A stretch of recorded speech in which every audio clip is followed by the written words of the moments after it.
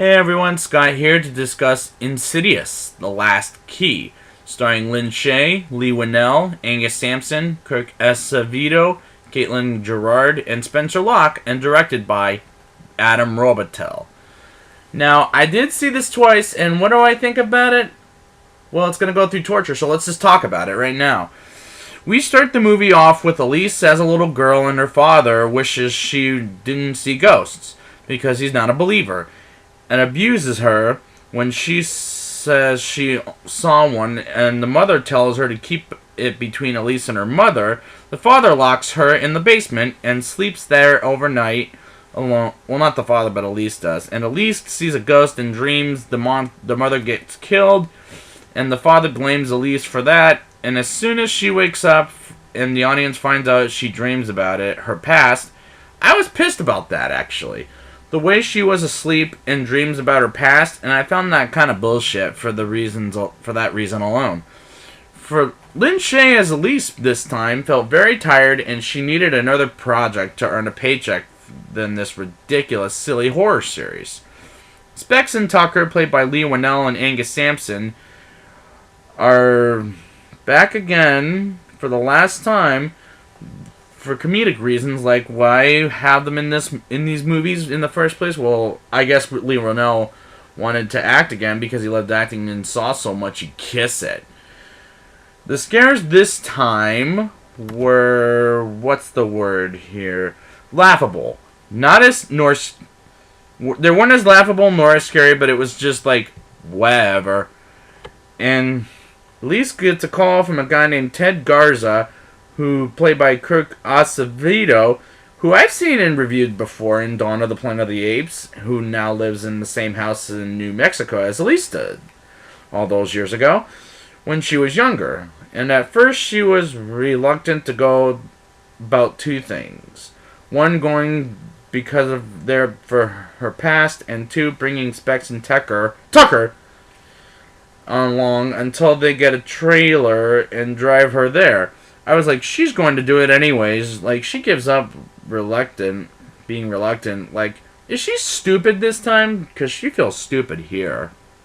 So we're in the diner. Elise, Specs, and Tucker find and meet Imogen and Melissa, as well as Elise's brother Christian as an older man. Imogen is played by Caitlin Gerard, and Melissa is played by Spencer Locke, who I know her from a couple of things. Monster House and the Resident Evil trilogy. Well, not trilogy, but series. And Christian is played by Bruce Davison, who, from the first two X-Men movies, which I'll get to later this year. And Melissa was, man, this movie, and Imogen is here for, after the events of the second movie, she might take over for Elise, is my guess. But still, a little dull, and Bruce Davison needed a paycheck. I feel like everyone involved in this movie needed a paycheck, despite how bad this movie really is. Elise finds out that Ted put the ghost in the basement. I almost said box, damn. And not just then that, but he locks Elise and Tucker while Specs kills off Ted. Like, what was the whole thing about Ted really necessary?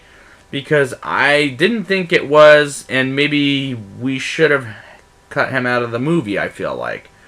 Melissa gets demonized and passes out by a demon with keys as fingers, and he's called Keyline, or Key Demon, whatever the hell his name is. I want to call him Key Demon, I don't give a crap, because it uses its fingers, keys, on her neck, and I thought, what a disturbing way to get into the further. We find out after that scene, Imogen has the same gifts as Elise and causes Specs to fall in love with Imogen, a romance that never happens, and that was a point of not only I was checked out of this movie, but I wanted to walk out of the theater. Like, this is the best.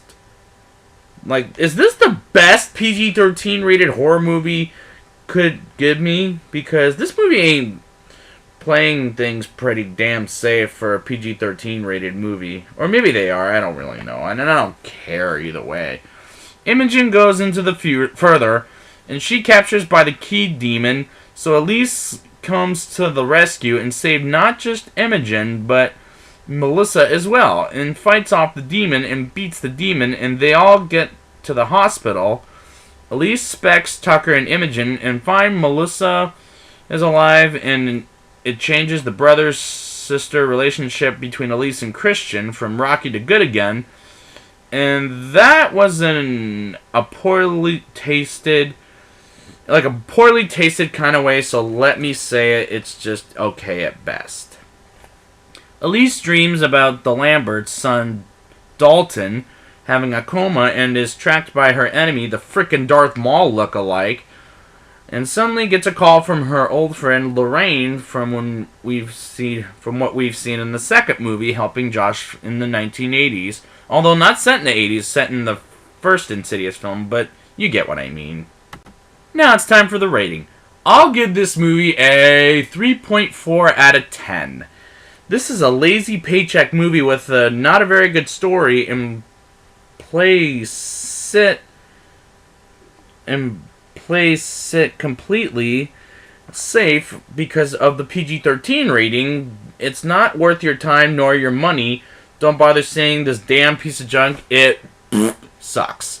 So I'd like to thank you guys for joining me for the Insidious franchise, and thanks for watching. Please be sure to subscribe, watch some more videos. Please leave a positive comment in the bottom if you can, and until next time, he's got your baby. He's got your baby.